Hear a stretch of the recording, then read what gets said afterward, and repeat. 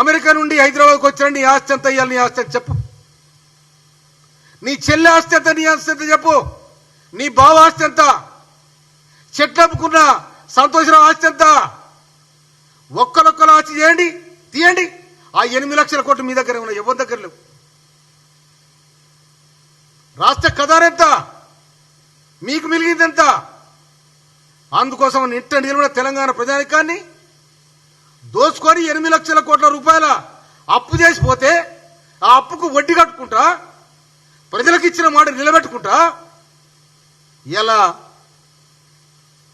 రాష్ట్ర సర్కార్ రేవంత్ రెడ్డి గారి ప్రభుత్వం నిటారుగా నిలబడి ప్రజాస్వామ్యం నిలబెడుతూ రాష్ట్ర అభివృద్ధిని ముందు వరుసలో నిలబెడుతూ ఈ విధమైన సంక్షేమ విధానాన్ని కాంగ్రెస్ పార్టీ ఇందిరమ్మ రాజ్యంలో రాష్ట్ర ముఖ్యమంత్రి గౌరవనీయులు రేవంత్ రెడ్డి గారిని నడుపుతారు. వారి మంత్రివర్గం ఇవాళ నీ పార్టీ గిద్దత పార్టీ, గోలికాయంత పార్టీ.